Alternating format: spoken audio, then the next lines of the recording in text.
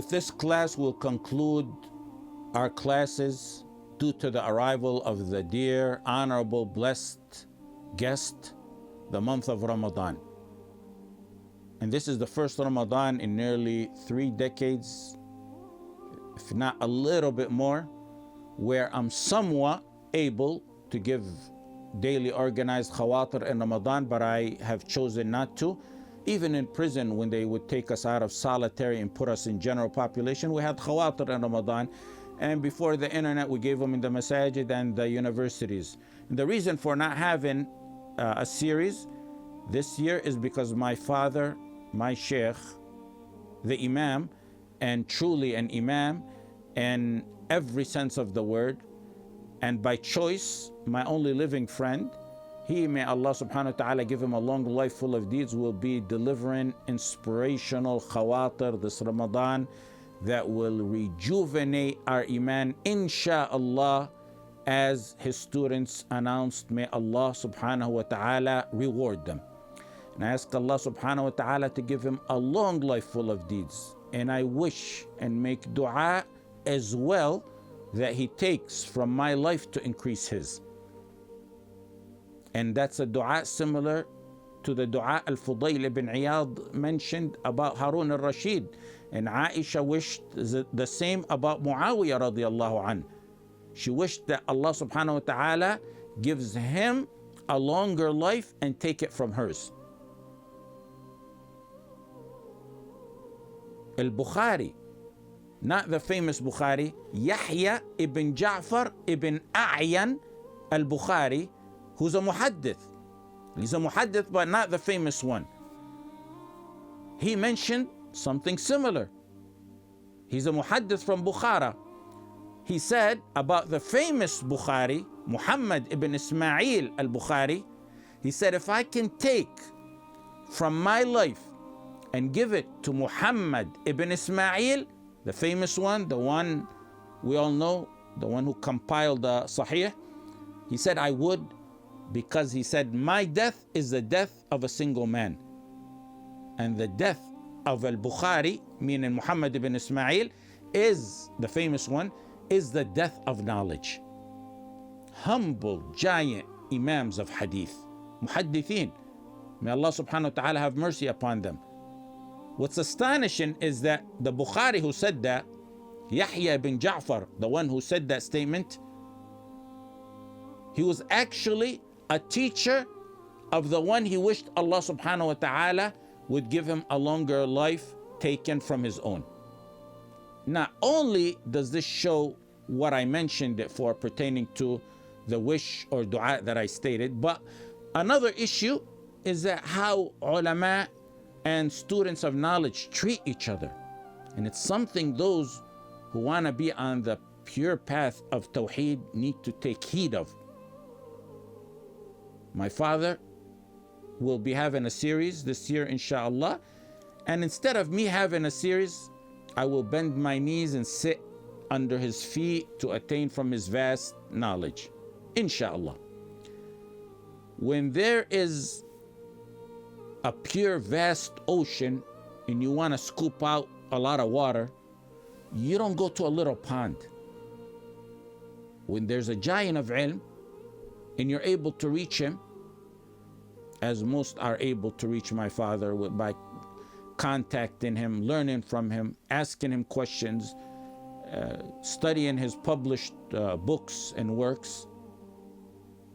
If you have that ability and you go somewhere else, less than that, less in knowledge, less in wisdom and age, like going to me, it's like doing tayammum when there's water. Who goes to dirt when there's water? So inshallah we'll benefit from his knowledge and from his manners and his experience and his age. May Allah subhanahu wa ta'ala put barakah in that. May Allah subhanahu wa ta'ala put barakah in his words. And inshallah we'll see the ikhlas and sense it with his words penetrating our hearts. Sometimes I sit in the library seeking a mas'ala and I end up getting distracted with other masail. It leads to me opening other volumes and spending a lot more time on the side matters that I did not intend to research, and it happens quite frequently. Sometimes those matters that I research casually arise in a discussion in the presence of my father, and he gives ilm and summarized statements and opinions, a lot of the times more beneficial than the volumes I spent days researching. And he presents it in such an easy way to understand. And it reminds me that I once told this to a group of brothers, how I research and I end up getting distracted with other masail, and it ends up taking up my day or days after. And the brother said to me, the exact same thing happens to me when I go on social media. I try to go to beneficial accounts, then I end up getting distracted with other accounts, and by the time I realize it, the entire day or a great portion of it has gone by without any fruitful thing that I did during that day. If that happens, it's a catastrophe, because that chews up one's life and it impacts one's level in the akhirah without one even perceiving it. And I mentioned in the Tawheed class the value of time. And I mentioned this specific matter, and I said one shouldn't give it but a little bit of his time unless one is given da'wah, which will be, inshallah, means to raise his rank in Jannah. Now, as to our point, back to our point, it was supposedly narrated by Ibn Mas'ud radiallahu anh that he said, you'll continue to be in good status so long as knowledge is taken from the elders in ilm and elders in age.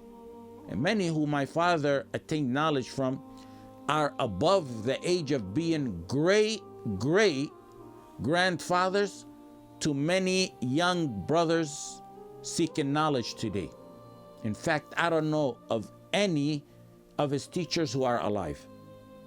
Among the last ones, if not the last one, is Abdul Qadir Shaybat al-Hamd, who lived nearly a century. He was approximately 100 years old when he died, and he died very recently.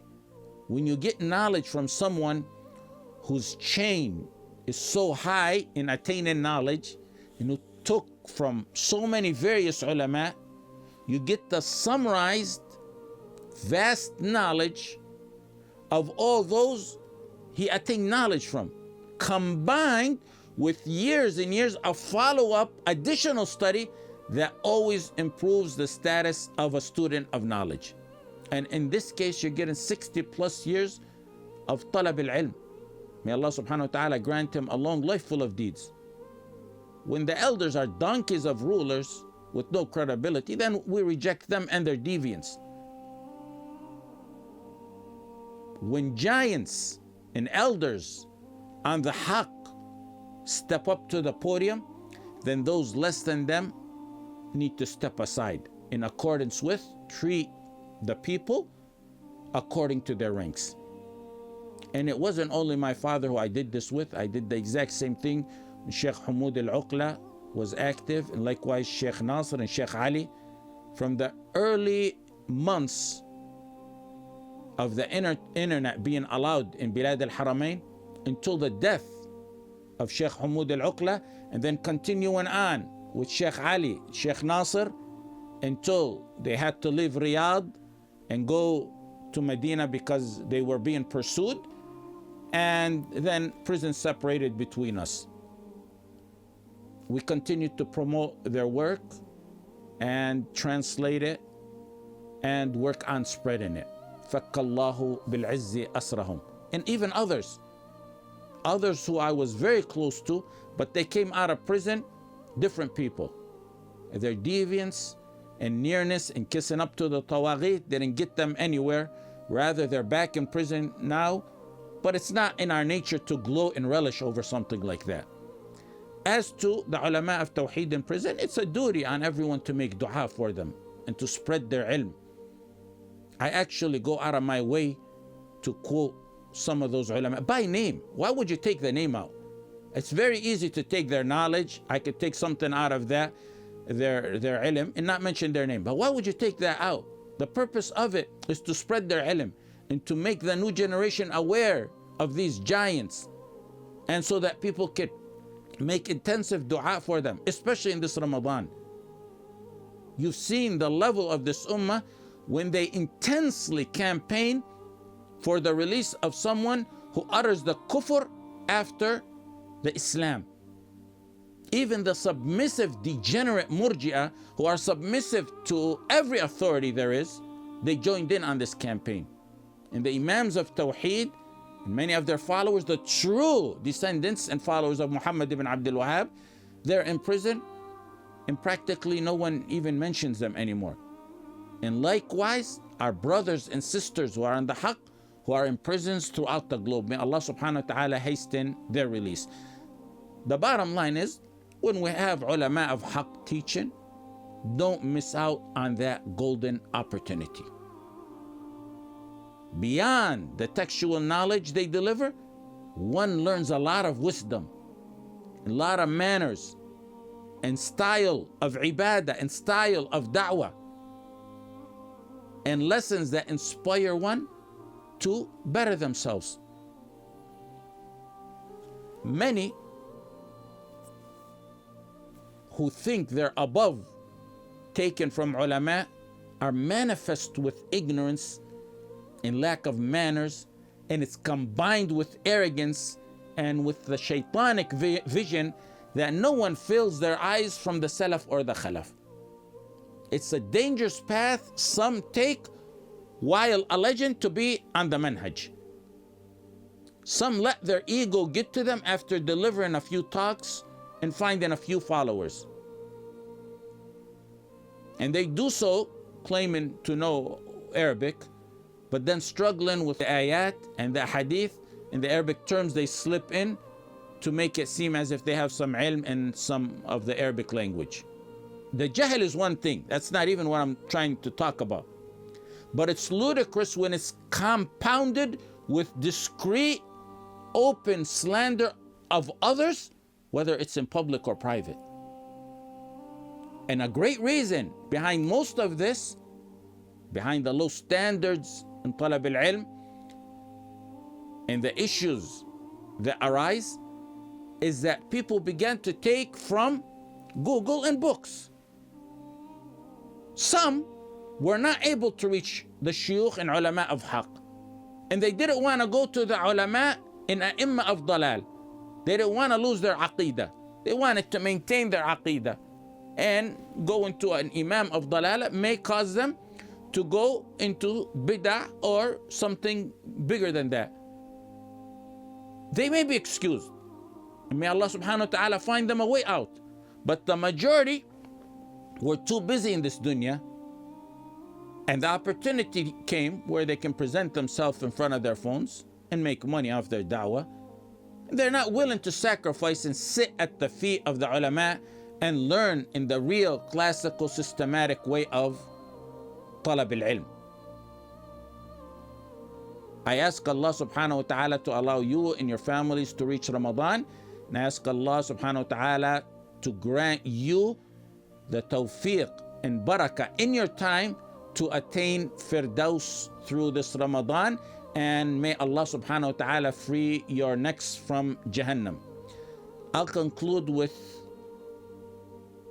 what Mu'adh said on his deathbed. Mu'adh ibn Jabal radiallahu an was on his deathbed in his very final moments, as Ibn al-Jawzi mentioned, and Imam Ahmad mentioned it in his Zuhud, and Abu Nu'aym mentioned it as well. Mu'adh radiallahu anh said, I seek refuge in Allah from a night its morning turns out to be in Jahannam. What a horrific statement. I learned that when I was a teenager, and it keeps ringing in my ear. This is the man who the Messenger sallallahu alayhi wasallam said, Ya Mu'adh, wallahi inni la uhibbuk. Oh Mu'adh, wallahi I love you. Imagine a night you're at peace and ease in this dunya. A night you're in full control. If a fire were to break out where you're at, you have the full power to extinguish it. You have the full power to defend yourself. You can flee and escape from it. There's many opportunities to get away from it. But imagine a morning of that night spent helpless before Allah in Jahannam. Wal-iyadhu billah. We seek refuge in Allah from that, as Mu'adh radiallahu anh sought refuge in Allah from that. Then Mu'adh welcomed death. He said, welcome to death. And he said, oh Allah, I used to fear you, and today I have hope in you. Allahumma innaka ta'lamu anni kuntu akhafuk fa ana al-yawma arjuk. Then he said, Ya Allah, I never loved dunya except for lidhama al-hawajir. He's taken his last breaths and he's seeking nearness to Allah in his most cherished deeds. His most cherished deeds are what he loved in this dunya. لِضَمَا الْهَوَاجِرِ. Dhama al-hawajir means fasting the long, thirsty, hot days. لِضَمَا الْهَوَاجِرِ وَمُكَابَدَةِ السَّاعَاتِ. Standing up the long hours in qiyam. لِضَمَا الْهَوَاجِرِ وَمُكَابَدَةِ السَّاعَاتِ ومزاحمة العلماء بالركب عند حلق الذكر. And crowding my knees with the knees of the ulama in the halaqat. It's a figure of speech to indicate the love of joining the halaqat of the ulama.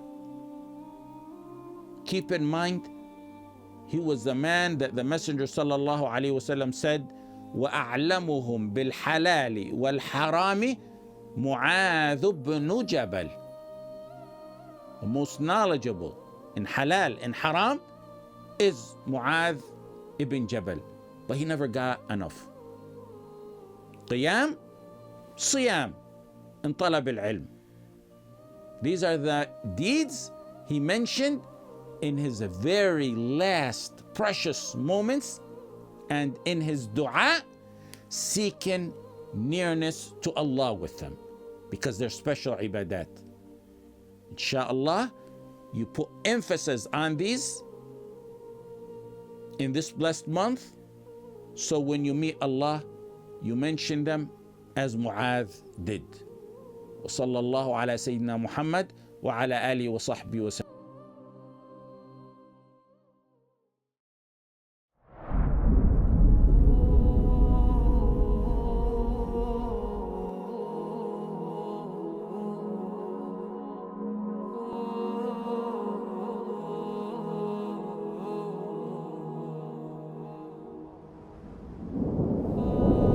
ما أعظم هذا العز وهذا الشرف الكريم النبيل. إنها لمرتبة عالية جدا. الله سبحانه وتعالى يوالي المؤمن، يواليك ويؤيدك في كل أمورك. فإذا عرفت الله فإنه سبحانه وتعالى يحفظك وينجيك في أوقات المحن والمصائب والكرب العظيم الشديد. فنجيناه من الغم وكذلك ننجي المؤمنين.